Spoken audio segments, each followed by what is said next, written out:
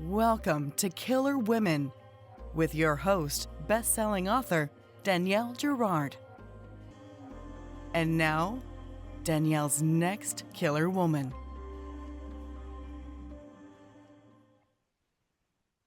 Hello, and welcome to Killer Women Podcast, a proud member of the Authors on the Air global network with more than 4 million listeners. I am your host, suspense author Danielle Girard, and my guest today is Nicci Cloke. Nicci is the author of 8 novels, including 2 under the pseudonym Phoebe Locke. Her books have been published in 12 languages. She lives in Cambridgeshire countryside after a decade spent in London, and previously worked as a nanny, a cocktail waitress, and a Christmas elf to support her writing.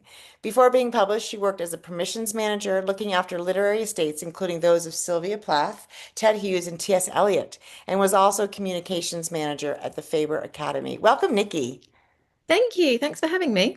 We were just having this is Nicci's U.S. debut, so we get to have her in the U.S. for the very first time. It's a beautiful cover. If you're not watching us but listening, go check out her many faces. And so before we dig into all the fun things about this book, Nicci, tell us a little bit about Her Many Faces.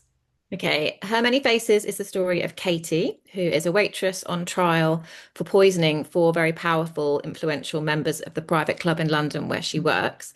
But it's told from the perspective of the 5 men who think they know her best. So her dad, her childhood best friend, her lover, or well, her ex-lover, he'll be very clear on that point, her lawyer, and a journalist who's writing about the case. And they've all got a very different idea about who she is and whether she might have done it or not. So we were talking just before we started recording about, the idea of sort of the woman seen through these 5 men, which of course is so. Is this purposeful? Was that your sort of? Did you start the story thinking I wanted? Because that's how that's how society works, right? Oftentimes it's the male voices that tell us about women. Sure, yeah, exactly. I think it was a combination of things. I think I wanted to look at a character's story through the people around her, and specifically what kind of spurred that on was thinking about names and nicknames that I've had in my life and how some of those nicknames from childhood or from family or from ex-partners feel like past selves. They don't really feel like me. They're kind of roles, I guess, that I've played at various parts of my life. So I kind of wanted to look at that. And I guess at the same time, it being a crime novel, I was thinking about cases. So when I was writing this, the Lucy Letby trial was going on in the UK. And I think it's very interesting how we need to label women Mm. who are on trial more than we probably do men. And we need to understand them more. We need to, Lucy Letby, so many of the headlines focused on the part that she was kind of like this blonde, sunny looking girl who came from like a loving family. Her parents were in court every day, and she's accused of these terrible crimes. And I don't necessarily know that we care that much about male murderers and their, family status. So that kind of played into choosing those male voices to look at this story. And when you, I don't know, in your process, are you somebody who sort of has them mapped out, or is it happen more organically? There's always the question of, the sort of in broadest terms, pantser versus plotter. But how did the story develop for you? Is it I planned? mean, this one was a tricky one because before I wrote this, I had 5 years between books, and part of that was like I had this massive, complete, I don't know, overnight disappearing of my confidence, I think. Yeah.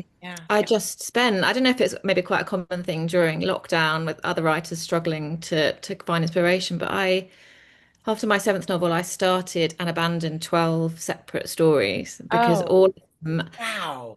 I just think the previous 2 books had been well reviewed, but they didn't sell that well. And I, for various reasons, I guess, but I think I really felt the pressure that the new book had to be something special to kind of come back from that and, you know, to regain some kind of confidence in my work. And I just couldn't work out what it was, what story I needed to tell and what I was trying, my own tastes had changed a lot. And I just couldn't figure out what I wanted to do with the next book. And then this story kind of came along, and I guess it was like I had to rediscover my process because I'd messed around with it so much over those 12 books. And I guess because this book is told through those 5 different voices, it's quite complicated anyway to try and Yeah. piece together 5 stories. And I think the first phase of that for me was working out Katie is someone different to all five of those men, and I Yes, needed to work out who she was to each of them more than who she actually is. Work right. out what each of them was trying to say about her and how to piece that together so that you're getting the story of the trial and the crime she's supposed to have committed, as well as her backstory. Mhm. So it was a mess, basically, process of drafting, and I ended up working on each voice separately for a while. So I'd Mhm. kind of take the draft apart, edit John is her dad, edit his voice first, and then do each of the other men, and then try and slot it back together like a puzzle piece, like Yeah, I each. mean Yeah, it's and they have very distinct voices. I mean, you have the little, like you said, the nicknames. Each chapter sort of has, we hear who it's from by the nickname. Like your dad calls her Kit Kat, and then the journalist calls her Killer Kate, of course, yeah, because but you do. I mean, that is interesting because right, they have to be very distinct. And yeah. 5 points of view is quite a lot. I don't know if you've done that before, but I and then won't be of doing it course. again. Yeah, no spoilers, but they're at the very, very end. There's a final fabulous chapter that we talked about a little bit before we started recording as well that I just absolutely adore. So you did have to sort of create, and then there's the presence also of her. She has two brothers, right? And they also feel like they have separate voices, even though we're not in their points of view. Yeah, She's really surrounded by men. Um, yeah, yeah, she is. Um, and in very different ways, those relationships were all very different. And yeah, it was trying to, and I think it was a process of discovery as well of who the men are. mhm. So through like exploring what they've got to say about her, I was learning about them Yeah, more than I was learning about her really, and trying to figure out like why they think the way they do and what they need her to be, as well as their own biases that kind of show her in certain lights. So her dad, for instance, he has a lovely view of her. He thinks that she's really innocent and sweet, and she's his youngest child. But there's so much weight on that and pressure that he puts on her because he needs her to play that role. right. They've gone through a lot of tragedy as a family, and I Yes. think he really needs her to be this kind of light for him in dark times. And I think that really is difficult for her. It's Yeah. this kind of a suffocating sort of love, really. So even though he's a positive viewpoint in the novel compared to some of the others, it has its own negatives for her.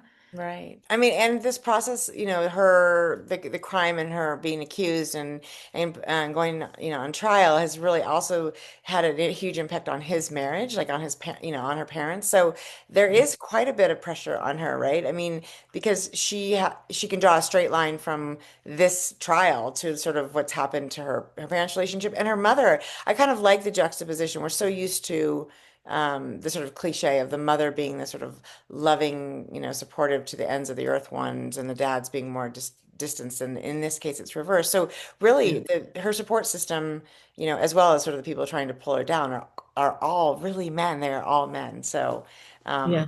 I think that's, and yeah, I think that's really incredibly powerful. So okay, so when you first so you don't you sort of talked about you had a plan sort of for the who the points of view would be and sort of Yeah. how we would, and did you know sort of where the story would end? I'm always curious about like, so you sort of have a set, you had a pretty good sense. Yeah, I mean, I knew whether she'd done it or not, which I guess is the most important thing. Yes. Things did change in the drafts, so I did experiment with different ways in which the crime could have unfolded, and I did experiment with putting in a sixth man. So at one point, one of the bartenders at the club was another viewpoint, to try and give you that bit of extra perspective into what had happened that night. But it was too many; it just felt too many, and he hadn't known her for very long, so I don't think he had that much to add in Yeah. terms of our understanding of her. So I cut him. So that was a lot of the process, was adding and removing things, but the actual story itself, her backstory was all quite planned and important, like to have that in my head as I was going in. Yeah, yeah. Yeah. And I mean, so I'm curious because it's like you said, it's so many points of view. And so when you're And I'm also curious because, as you said, you had 12 sort of false starts, which is a lot of false starts. I mean, I think when you get to three or four, you're like, okay, this feels like bad luck. But when you get to 10 and 11 and 12, you must have really felt. So, what broke you from the sort of that had to have been? I mean, we all have imposter syndrome, I think, Mm. at different stages. And I actually just was at Thriller Fest, which is the annual thriller writer conference in New York, which is so amazing, and saw a really dear friend who's had a huge success recently. And she is just struggling to get this new book, and it's late a year, and and it is like it's funny because I'm like, you're at the top of your game, and she's like, I think that's the problem, right? So how why was this one the book that you're like, this is the one that is gonna, or did you just get a little further and a little further until you're like, oh, lucky 13? I really don't know. I think it was partly the nature of it because they're quite short chapters and they're different voices. I ended up doing a lot of it like on my phone on the train or, in the middle of a conversation with somebody, I'd just be jotting down an idea I'd had. And I don't know if I kind of tricked myself like psychologically into being like, oh, I've actually got quite a lot of story down without too much pressure. Um, so I think it was that. I think I just really believed in it in a way that I hadn't the other ideas. So I guess it's good that the other ideas didn't kind of get completed because I clearly didn't have as much faith in them. Um, and I think it kind of connected with me, this story, because the last two books that I'd written were written under a pseudonym. Ah, And I don't know if that was part of the problem. I think that wasn't my idea. It was suggested to me by yeah, people in the industry because they were a slightly different genre. And as you and I were just talking about before we started recording, the industry does love a debut. And so publishers are always kind of looking for ways for you to reinvent yourself and get a bit of that pie again. And so it was suggested that I used a pseudonym, but I think that detached me a bit from the work. And I think I felt like I'd lost a bit of my identity. And so much of this story is about Katie and her identity and how it's formed and those names and what they mean to her. So I don't know if it kind of connected with that part of me that was struggling and gave me some kind of validation or some kind of additional strength, I guess, yeah. to There's some get over that. parallels between, I mean, your story and Kate's story. I mean, obviously, rough parallels, but in terms of sort of having to prove yourself, and having a lot of eyes on you, right? It Yeah. does feel like we have our partner's eyes and and our editor and our agent and, whatever. It's a lot of people saying, s- sort of daring you, can you do it?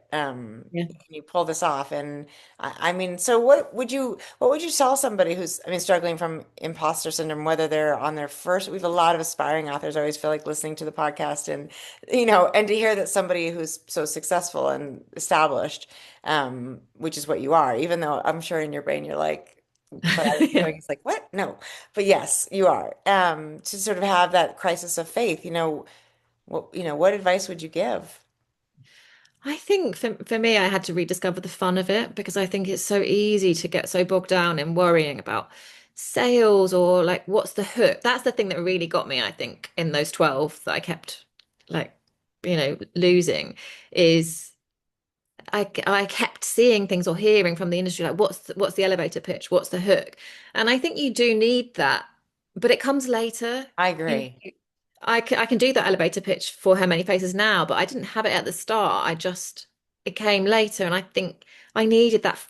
For me, the fun is all in finding those voices, getting to know them, figuring out the story, and I'd lost that along the way. And so I think you do have to just find your love for it again, however that may be. And for me, writing on my phone, because I was so feverish with this idea, it wasn't Yes. like going to my desk and sitting down and thinking, right, I've got to write today. It was just, oh, like a scene's just come to me, and it had a new energy. And I think if you're struggling, maybe you have to figure out what brought you in the first place to writing and try and Yeah. get back to that excitement. Yeah, because I mean, you certainly aren't here for the like massive income and the and the easy day job part. Exactly. It has to be the love of it, right? I mean, the love of story. And I agree. I sort of feel the same about the elevator pitch. I'm still gonna have to work on that before my book comes out in February because I hate those. And I do feel like it's a matter of sort of seeing for me where the story will reach, will be have to be fully developed before I understand what is at its essence. So Mhm. I'm not even a planner. And I'm starting a new book and thinking, God, what's at the essence of this? Is it about, you know, it's obviously about a woman, but is it about motherhood? Is it about marriage? Is it about, and it's really, it just takes, discovery time, and you have to have, it's a lot of faith, right? You have to have a lot of faith, that you'll figure it out. Yeah, and you have to have the joy in it along the way, otherwise, what's the point? What's the point, right? Yeah. You could be a Christmas elf and it would be so much less stressful. It would not actually. Being an elf is really hard. I would not do that again. Of all the jobs I've had, that was the worst, hands down the worst. I can kind of imagine that too. Yeah. Yeah. Although I mean, yeah. And are you an introvert naturally? Yeah, yeah, Yeah. So then it's definitely. like really hellish, right? Yeah, but I think I took it very seriously, my elf duties, and that kind of the writer in me invented lots of backstory. Because the thing is with kids, they have questions. They have a lot of questions. And so if you were the queue elf, which I was some of the time, managing the queue into the grotto, they want to talk to you about like being an elf Yeah. and it really like kind of made me call on my powers of creation because I remember one of them saying to me, like, well, what do elves eat? And I said off the top of my head, oh, we eat birthday cake. That's all we eat. And thinking, no, that's a really good answer. And then the child was like, but if you eat birthday cake, then what do you eat on your birthday? And you're like, Spinach. You're like, I think I said steak. I think, oh, we eat steak on our birthday. But, that's so funny. Yeah. but I just remember one of the times like talking to this slightly older kid, he might have been maybe sort of 7 or 8, and telling, really proud of myself, thinking of all these stories to answer his questions. And then he ran off across there's like a cafe where the grotto was, and he like yelled at the top of his voice, like, Mom, that girl thinks she's a real elf. You're, you're like, oh boy. Yeah. I mean, right? Because some kids are so precocious and Yeah. some are really, so you're talking to the very young ones as well as the sort of, they think they know everything ones. So yeah, that is so funny. Um, so you talked about sort of these 12, having 12 ideas, and I'm curious to know, are you somebody who has, a whole running list of ideas, and how do you determine, which one you're going to work on? And then also, how did you sort of decide, okay, this doesn't have the legs I need for a whole book? Yeah, I think I have a list on my phone, usually notes of like various half ideas or fragments or characters. And I, with all my novels, I think it is the coming together of several elements. And it's only when the last element clicks into place that you think, oh, okay, this is a story. So like Her Many Faces, I knew I wanted to write about a character from other people's perspectives, but I didn't have exactly what she'd done or who she was, or even whether it was going to be a crime novel at first. Um, and then I guess it was during lockdown and the kind of intervening years here in the UK, or actually I'm in America right now, but back in the UK, Yeah. um, there was a lot of talk about kind of class and privilege and the gaps that have been widened by COVID and events. And so that the private members club kind of came from there. And having been a waitress, I was very interested in the kind of things you overhear and see when you're a waitress. So that kind of was another element that clicked in. Um, and there's a conspiracy theory angle that is in the book that came from I had a man come to fix my treadmill uh, just after lockdown, which is why I had the treadmill in the first place. And he was a really nice, normal friendly guy who like came into my garage to fix it, and then in the middle of fixing it just turned around to me and said, oh, because you know that there are 3 men who control the whole world. And I was so wrong-footed, and I was kind of like, are there? And he said, yeah, they faked 9/11, and then it all kind of started from there. And he started telling me this, like all this stuff about how COVID was fake and the war in Ukraine was fake and all of these things. And he was getting really, really angry. And I was suddenly very aware that he was much bigger than me. He was blocking my route to the door. Mm-hmm. He'd become quite angry with me personally because I had said that I was vaccinated. Oh, wow. Yeah. Yeah, and this came at a time where I was seeing more and more of this on Facebook. Old school friends were kind of like talking about fake news or alternative facts. And someone that I know, a family friend, had told me that Joe Biden was a person in a mask like completely seriously as part of a normal conversation, and it just seemed to be this kind of more and more widespread thing that conspiracy theories are just a normal part of life. So that I did not want to write a whole book about that. It's actually quite a small part of Her Many Faces in a Yeah. way, but that's how where that came from. And I think maybe the issue with some of the 12 ideas that were abandoned is that I just don't have that extra element yet, and maybe it will come at some point, but I haven't yet found a way to manufacture that. Like it has to just come. You have to hear something or see something and go, oh, okay, that's what's missing from that story.